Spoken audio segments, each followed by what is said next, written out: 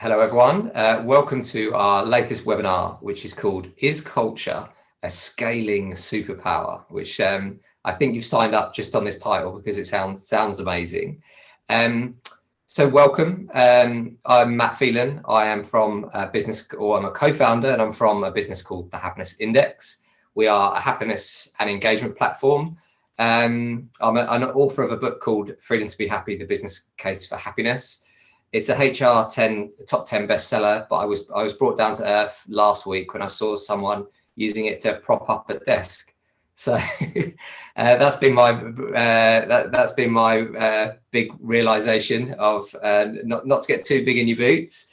We've got an amazing panel here today, and we're going to talk about culture, and we're going to talk about scaling. In terms of the Happiness Index, we've been asked to always remind people what the Happiness Index does, because our feedback from our previous events is we don't always explain what we do. In really simple terms, there was a period when engagement surveys were on paper, and there was a period where they went online into platforms. And the Happiness Index, we feel, is like the third evolution of that, which is our platform is built on neuroscience. So we say our platform is actually built for the human beings, which is the real customer of all this stuff, which is your employees. And if you find anything that we do interesting, if you go to thehappinessindex.com, you can get a demo. And that's the boring bit out of the way. That's the last bit you have to hear about the Happiness Index, because I want to get to the superstars of this superpower conversation. And I'm just going to go in the order that I can see everyone on the screen. So Darren, could you please unmute yourself and introduce yourself? Sure, thanks, Matt. Yeah, so I'm head of people and culture at a company called Bleach, and also a founder of Game Changer, which is a little something that I've been driving since the pandemic, which is executive coaching. I've worked in startups for the last 10 years. We've gone from scale-up startups. We've grown from 50 to over 400, and also have gone through that journey of being acquired. So a lot of experience within the sort of the tech startup space.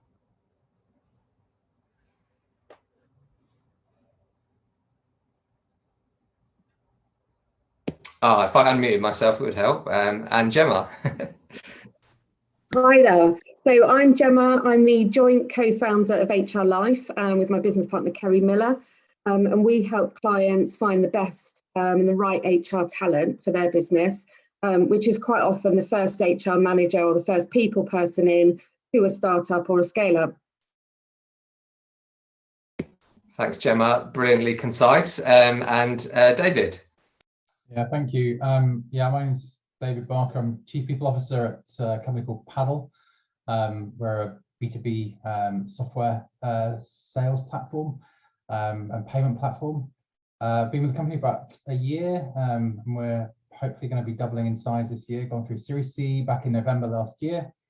I've been doing HR people-related activities for about 20 years for companies like Coca-Cola, Microsoft, Saatchi & Saatchi, and Riot Games most recently, and have worked internationally and been based in various places around the world. So looking forward to talking about culture, Matt. Thanks everyone. And so on the first question, it's personally important to me, and I'm going to go to Darren first off, Darren, because I'm personally in my second scale up, built a company up and sold it. The M&A process was incredibly stressful, and was stressful for the whole culture piece and everyone involved. And I would say we had quite a good merger, but I want to go to you on this question for the bit that you talked about from your personal experience. So I'll read out the question, which is, how important do you think culture is to the success of growing a business, considering you've seen it through all the stages, Darren? I'd like to take us through the different stages of that, if that's okay. It's a really good question, and I think there's a lot of work to be done before you can successfully answer that question. And I think it has to start with founders, leaders of the business. Culture has to be driven by the people that are driving the business. If you have an executive team or you have a CEO who's just not interested in culture and it's about the numbers, it's going to be very difficult for other people to try to distill that across the business. So specifically the organization that I worked in that was acquired, the culture piece was really important because we were on a very quick journey and we needed people to sort of believe in what we wanted to achieve. And also vitally important, when we got to about 6 months, 8 months before the acquisition was going to sort of go through, very quickly it became evident, and our story to the team was like, you are the most important people. They're not just going to buy the business and empty you out. They're going to want to keep you. They want to keep the culture of the organization because we're joining quite a big blue chip. They want to keep this sort of very agile environment. So that was really important. So that was a story that we told throughout as we were going through the acquisition, because, you know, you start saying we're going to get bought and people are like, well, do I have a job? Do I not have a job? And it was really important just to kind of remind people that, you know, you are the bricks and mortar of this organization. You are the culture. You've what's helped build it, and you are as important post acquisition. Darren, can I just get you to build on one bit, just one particular bit of interest there, which is, you said one of the reasons you focused on culture was because of speed. There'll be some people listening will think, it's the other way around. Like, actually, let's ignore culture because it's quicker to just get on with stuff. Is that just the way that you've always thought, or do you see that actually it's quicker to go by having a stronger culture? I found that interesting the way you explained it. Yeah. So if there is so the analogy I'll give you, if you're in a library and we're all kind of reading from a book, we're not going to have the same story. We're not really going to quite understand, and we're all going to have completely different endings. So for me, what's really important, that's something we've been very focused on at Bleach, is what we did previously at Tide and Love Home Swap, is that, you know, you need to have consistency in what that organization's values are and the behaviors, because that will naturally become what your culture is about. I think too often you go into an organization and you kind of say, you know, why do you love it here? Or if you're interviewing someone from another organization, I just love the culture. I love the culture. Well, what is the culture? What is that culture? And actually, I would say a good sort of 50% of it I love working with the people. Okay, so you like working with the people, but what is the culture? So one of the things that I've always very much focused on myself is kind of, you know, sitting down these very entrepreneurial people and really trying to extract from what is culture to you? What does it mean? What does it mean to this organization? And then you include the team, and you basically just kind of boil down all the amazing stuff that's going on that no one can really tell you exactly what it is. And then you kind of come to an agreement through various different workshops and surveys and all that lovely, wonderful stuff. You present back to the business and it gives clarity. And it's definitely needed. If you can nail that within your first 10 employees, I think heads up, amazing, but it's very rare that an organization will have a head of people or the capability to do that.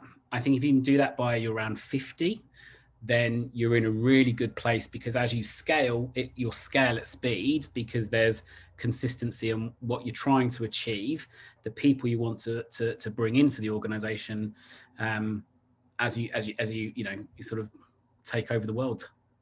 I love the book analogy, Darren, and the clarity helps people scale at speed, which is something we see in our neuroscience model. So thanks you for that. Jemma, I want to bring you on this question, but with a slight recruitment angle on it.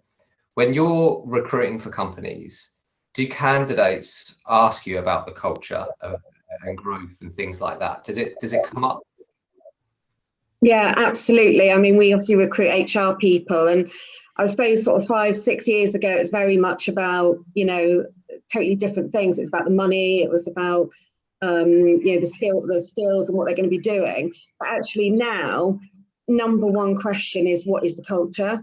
Who are they going to be working for? You know, it's top of everyone's priority. And I think, you know, flexible working, all of that comes into it for people. And it's really shifted. So yeah, absolutely. Yeah. We're already into unpacked questions, because there's a big question there, which is, you said in the last 5 years that's changed, Jemma. Why do you think it's changed in the last 5 years, Jemma? I think people's priorities have changed. I think, families have become really important. I think people, obviously COVID in the last sort of 18 months has had a massive impact. But I think people's priorities have changed. Well-being, healthy people, etc. People want to get to the gym, they want to work from home, they want to take the children to school, various different, reasons, I guess.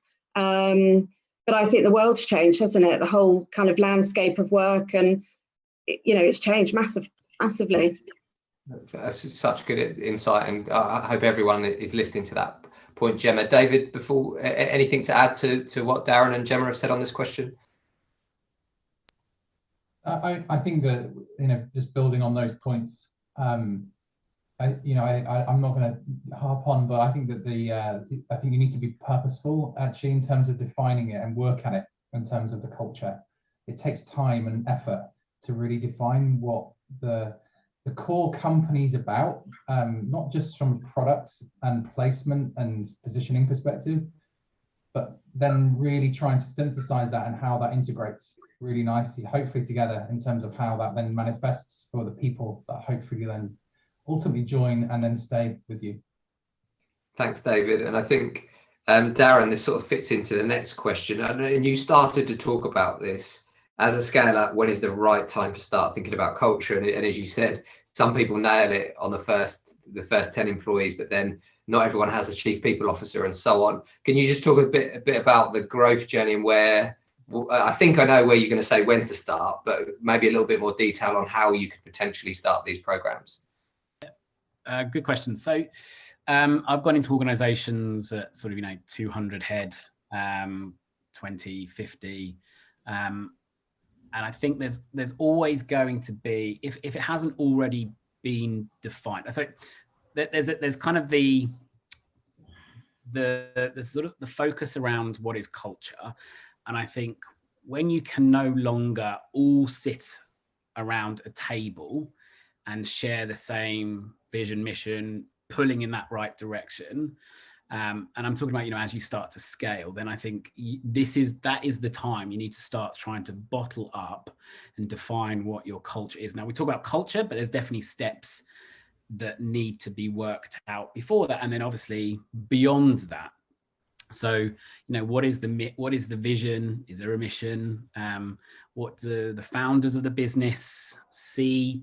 The core values of that organization, the values, your behaviors, defining your employee value proposition are what make up that culture. And I think you can define those, but there's also the additional nice to haves that you can add to what you're defining to make your organization, your culture even more awesome. I'm going to give you an example here at Bleach. So Bleach London, 2 female founders, they're just awesome. And we are reviewing employee benefits right now because we want to be a really attractive, awesome place and enhance our culture. We have a 6-month full paid maternity leave policy for anyone that wants to come into, anyone wants to start a new family, because it's really important to the female founders who also have families that they are looked after. And we're also looking at what we can do for adoption leave and parental leave. So it's really important that they're caring. They talk about caring, they talk about kindness, they talk about respect, but actually we need to do things that actually show that as well. So that's kind of the I suppose the other elements that you can do to add to your culture to really hammer home that you are serious about what your values are. Yeah. And Darren, it's so useful to think of it like that. And then Jemma, if someone's sending you a brief, right, of some roles they're trying to recruit for people that might be implementing what Darren's talking about, chief people officers, HR directors, do they sometimes send you a documentation on what the culture's like, or is that what your dream client does? Like, how can we help in this process? Yeah, I mean, most clients will send us a job description, but obviously that's just, writing black and white, and if you don't get a feel for the individual they'll be working for, the culture. So we like to go down and meet people on site. We like to go meet the client. We like to kind of walk through the office, get a real feel for the business, so that we can tell the story to our candidates as well. And quite often it is the first question we get asked, what is that culture? And I think candidates expect us to have met the client, they expect us to have been on site and, like I say, got a real feel for that business. So yeah, definitely. Really, really useful.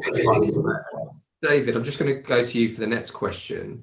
Are there particular points in a growth journey when sustaining a thriving culture becomes more difficult in your experience? I know myself in my first business that certainly going up to the merger and a bit of what Darren was talking about, are certain moments in time more important, David, or are they all important?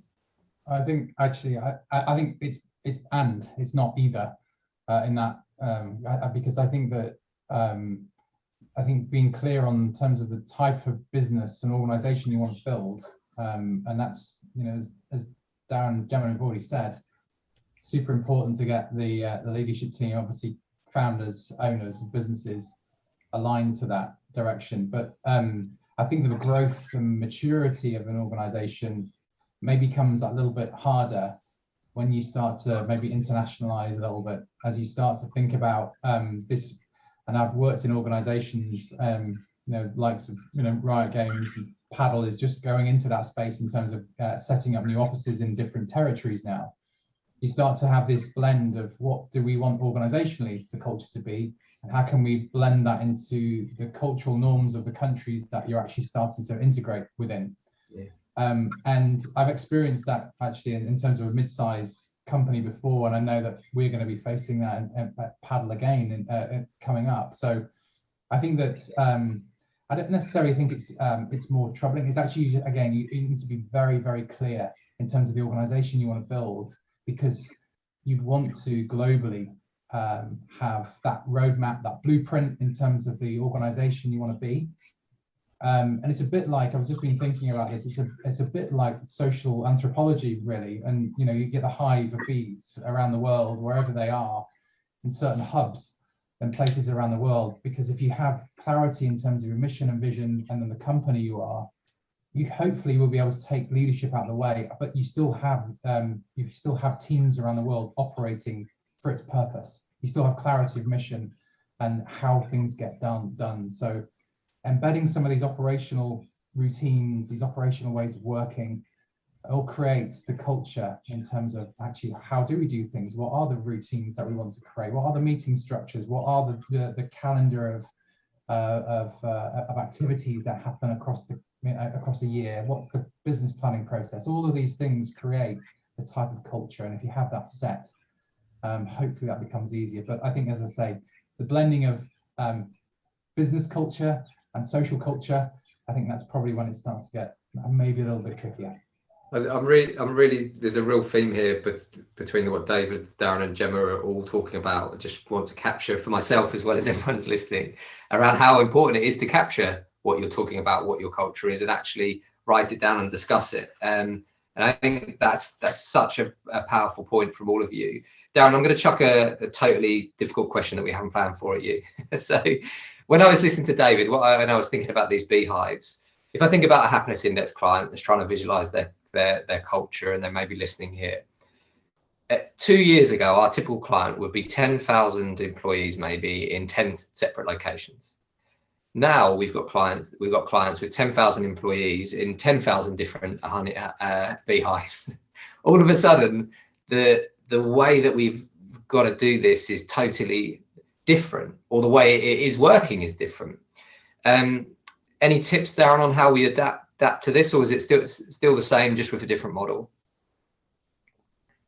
So we're talking about culture, consistency, multiple locations. Yeah, but suddenly it's gone up another notch, hasn't it? Rather than 10 locations, everyone's working from home. We've got 10,000 people in 10,000 of their own offices all of a sudden.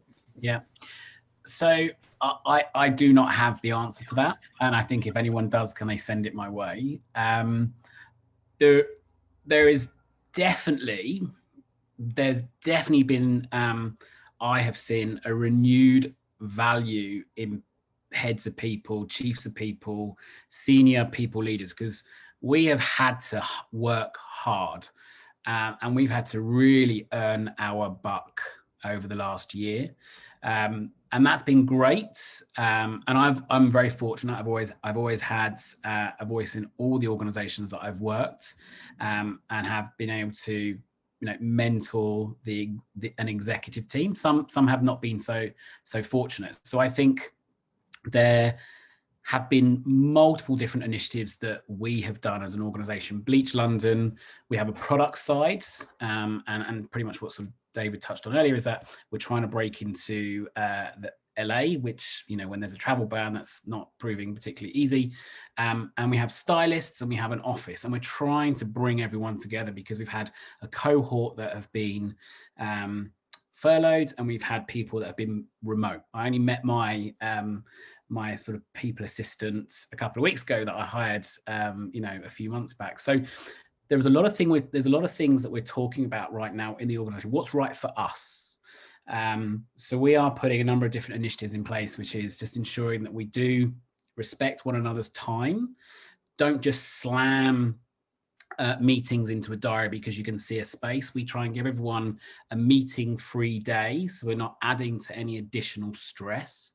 And we're also making sure that we have quarterly exec meetings as well as senior management meetings. Now, that's also backed up in my organization. We introduced OKRs at the beginning of the year, so we are pulling in the right direction. We are creating business goals together. So again, what you're doing is you're fostering that collaborative team effort to make sure that, okay, we are kind of spread all over the place, but we are still working for this one organization, and this one organization has a vision, which is X. Thanks, Darren. That's so useful. The next question, I think, is the hardest on the list of all these hard questions. And I'm pleased, as you said, Darren, whoever knows the answer to all these things needs to send in, because we're all working it out as we go along. The D&I numbers in the UK haven't moved in the last 12 years. Companies haven't made an impact on it. And I'm giving that context to the following question for Jemma, which is, should you hire for culture fit, or does this lead to a monoculture? Because it's a really difficult challenge, isn't it? Where you're just, Siri wants to answer the question.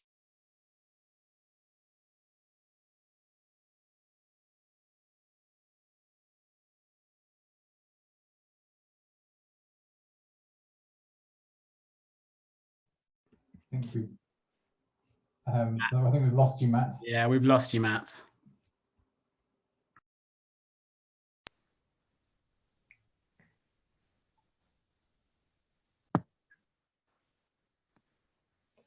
So Jemma, question for you. Should you hire for culture fit, or does this lead to a monoculture? Okay, so I think it's a really interesting question, and it's a conversation we have with our clients frequently. And I think there's probably a couple of different answers to this, in that you get different people wanting different things. So I guess, when we look at interim roles or project roles where they need somebody, clients need somebody in quickly to plug a gap, or, they've got a specific system they need implemented, then they will hire on skill set, because they need somebody in, really quick to get the work done. I think when you look at a permanent hire, things change a little bit then, and quite often clients will hire on attitude and cultural fit. And actually we're seeing more and more conversation around it. And I think if, candidates now have said the feedback they're getting is that they're not right culturally, and that they're not the right cultural fit. And that's really hard, because, what does that actually mean? And they look at the job description, they have a conversation, they answer the questions, they think they've got all the right skills, but like I say, the feedback is you're not quite right culturally, or they don't see them fitting into the business. So there's two different schools of thought. I think, some clients will hire and do a really long process. I mean, we've had clients that have done 8-round interviews for a head of HR role. And I think the candidate said, what part of me do they not like, or can they not work out? And then we have clients who will meet somebody once, get a really good feel for their attitude, their style, their, you know, cultural fit, and make an offer the same day. So yeah, there's different people. But, you know, Darren, you've done quite a bit of recruitment in one of your previous roles. I think at Tide, you hired a few hundred people, didn't you, in quite a short space of time? So it'd be good to hear it from an HR expert, I guess. Yes, please, Darren. So it's a really, really interesting one. And there comes a point where it comes down to skill.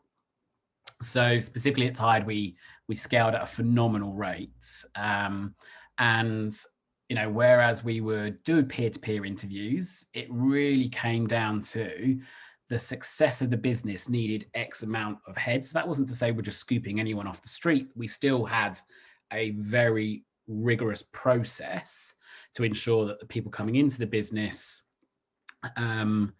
were fulfilling the skill set that we needed. So it does come a point, and I think I think it's important to hire for culture, but I always champion, and something that we're doing at the moment is kind of introducing this peer-to-peer stage interview. Just because the manager thinks the person they're interviewing is phenomenal, great, they're going to kill it, they're going to make, well, actually, what does everyone else around that's going to be working with that person feel?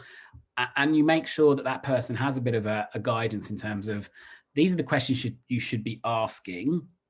How are you going to work with this person? Do you think this person actually, you know, does demonstrate the values that we are demonstrating internally? You know, can you work with this person? So I think there's a mix there, but I also do think that you get to a place and a stage where being able to hire this very finite, are they a culture fit? So, well, can they do the job, and do they have the right skills, will definitely always take over. David, have you got anything to add to that? Thanks, Darren. Yeah, I do actually. I've experienced this significantly. So I've, you know, my previous company, we went rapidly, you know, around the world in terms of hiring. 24 locations I was looking after across, you know, different time zones, and you know, the culture fit screen had great things about it, but also had its challenges as well as we started to scale. And so right now at Paddle, we're actually moving away from what we call a culture fit to values fit. And so I think that the opportunity here, and I think that we're using the pandemic now in terms of increasing talent pools that we haven't necessarily tapped into before, with regards to offering flexibility, which is going to allow us to be able to then really dig deep and understand how can we, you know, become a bit more of a diverse way of thinking, of thought, of cultures, in terms of how we integrate this into a future Paddle where we offer a different way of working in the future.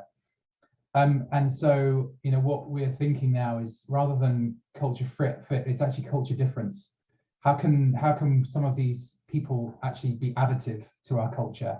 How can they challenge us in our culture and our ways of thinking? How can we integrate some of the things that we don't have right now at Paddle that we know that we need to in the future? So we're really using the opportunity to really level ourselves up and actually learn in terms of how, and ultimately hopefully get a better product, and then hopefully then our customers will feel even better about who we are as a business, and ultimately, as I say, we're servicing them in a better way as well in the future. I absolutely love that, David. So to capture what you're saying, you're moving from culture fit to looking for values fit, and actually actively looking for culture difference, because you're thinking, how do these people add to the mix of what we can offer?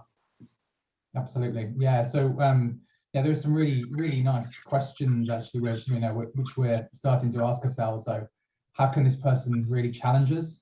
Now, in terms of what our thinking is, how can they, what parts of our culture are missing that we might not necessarily thought of before, and then what are the viewpoints do they have, and we should use that as part of an interview gathering exercise that we haven't necessarily considered before. So, you know, there are some interesting ways that we're starting to use the pandemic, hopefully in a bit more of a positive way at Paddle. Thanks, David. And just headed back up to Darren. this is obviously a slightly biased question because we don't want the answer to be the happiness index to this, which is what we do. But how can you listen to your people and involve them in creating and maintaining your culture? Because it's one thing saying listen, but how do you listen and involve, Darren? I suppose is the second part that I'm really interested. Yes, very good question. So I think the example I think I sort of started off saying is that specifically at Bleach, where I am right now, excuse me, we involved everybody to ensure that we created our values and our behaviors, which obviously feed into the culture of the organization.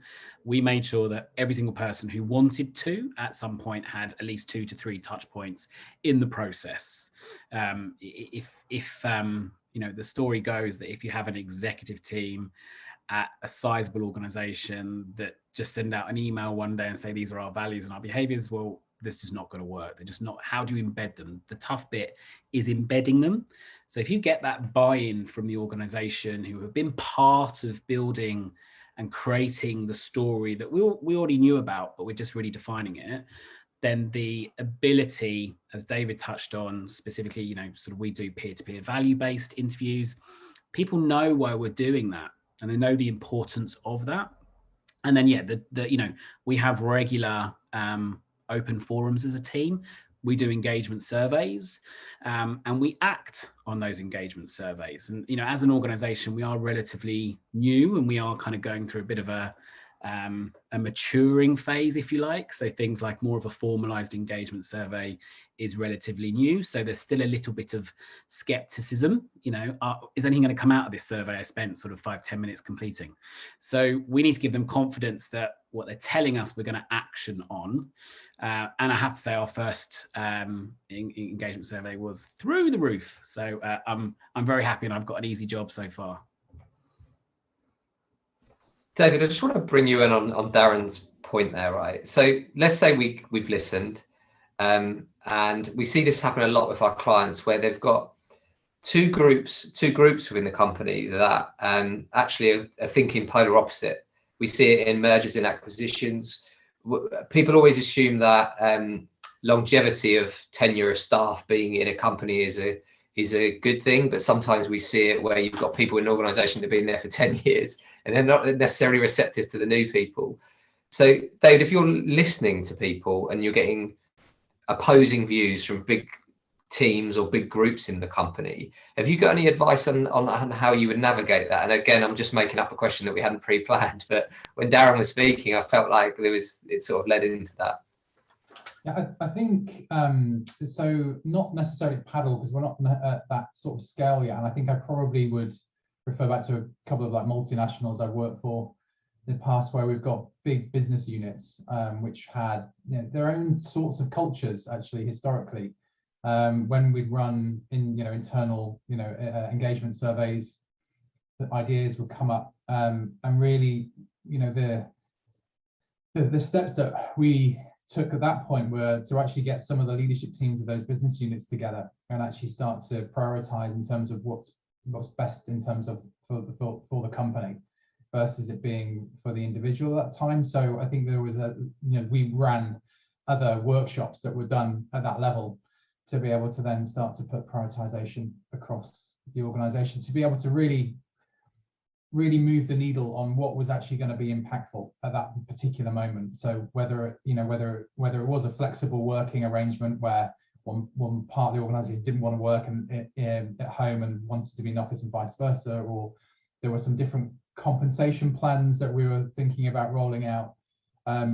Really, the decisions were at that point is to say, well, what's actually going to engage the business and our employees in a more far stronger way, and that was then really the decision that we took versus any scaling organization that I've been working at right now. So it's more a business unit and it's sort of the scale of the organization that I was working with.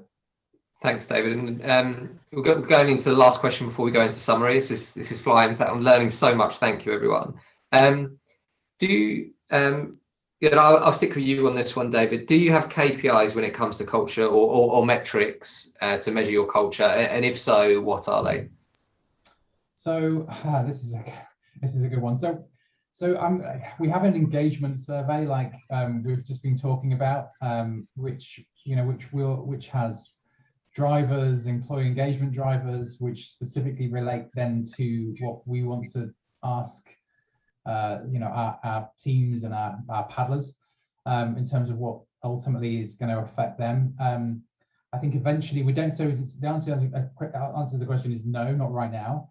But the metrics that I'd like to do and have going forward, I've actually defined, but I think I would like for us to be in a bit stronger place in terms of I think the routines and operating metrics, for example, around hiring statistics or internal movement and mobility, for example, around promotions, or diversity and inclusion in terms of how we think about fairness. And then ultimately that creates sentiment. And really what you want to try to get to is, from my perspective and the role that I do, is around building trust. And really that's the really critical component in terms of how engaged a person can be around the culture that we want to create. So we're really on the, I'm going to say the slow journey at the moment, but we do have some, I'm going to say some light KPIs that are directly linked to engagement, and then the sub drivers around that. Thanks, David. Darren or Jemma, anything to add to that? So I'm also gonna sit on the sidelines with David on this one. So we as an organization have gone through a lot of change, and I think that's also really, really important.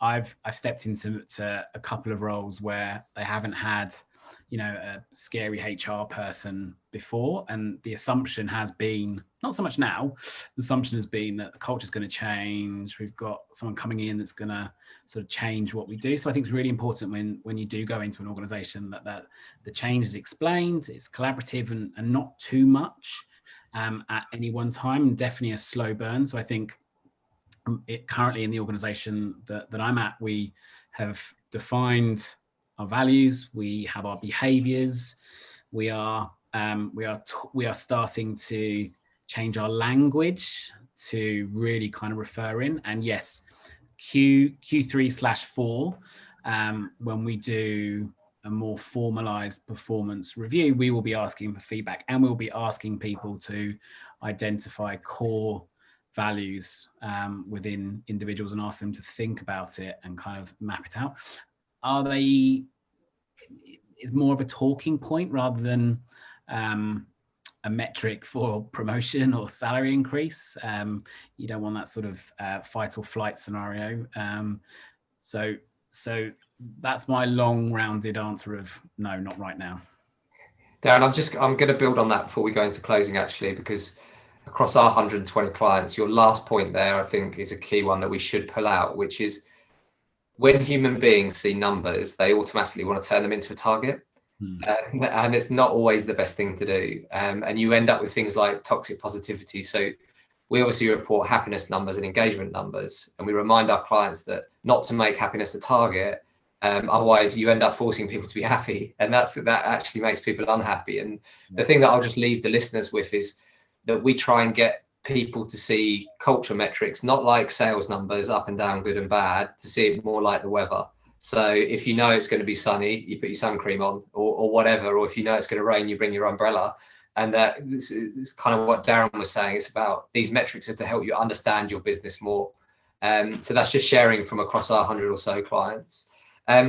So I'm just going to ask you, it's going to be really difficult to sum up what you've said today in 1 to 2 sentences. And I'm going to go, I'll keep it in the order. Darren, I'm going to get you to go first, to just sum up what you've said on the title of today, which is culture a scaling superpower? So in summary, a couple of sentences.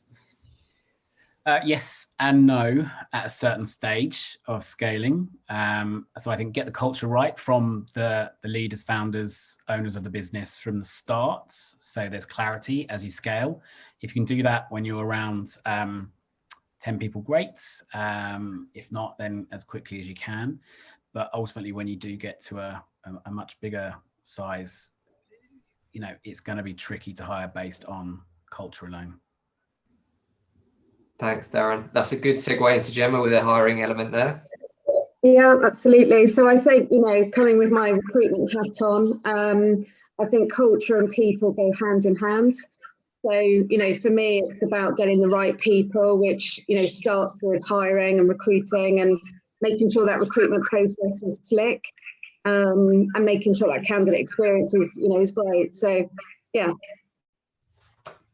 Thanks, Jemma. And last but not least, David. I think I think every business, every organisation, whatever size or scale, is at a great inflection point to just reassess and hopefully define the culture that you want to be going forward. I think just in terms of how you think about scaling, whether that's locally and nationally or internationally, as just what Darren mentioned, is around be purposeful. Get your leadership team, your co-founders involved, and really define that and get that nailed. I think it's really going to help in the future. Brilliant. The keyword that I'm going to take, two keywords that I'm going to take from all of you in trying to sum up this incredible session, is clarity, and I'm going to add a word in consciousness, which is, you've all spoken about being conscious about your culture, whereas sometimes it's kind of unconscious, isn't it? And you've all talked about surfacing it up so that actually you're conscious of it. If you're interested in anything that's been discussed today, get in touch with people directly on LinkedIn. Say no if no. I'm guessing LinkedIn is okay for everyone.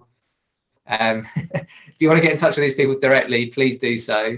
If you want to visualize your culture, that's what the Happiness Index does. Go to thehappinessindex.com and book a demo. But I just want to finish by saying, Darren, Jemma, and David, thank you so much. This has been a purely selfish experience for me because I've learned so much. And on behalf of the Happiness Index, thank you.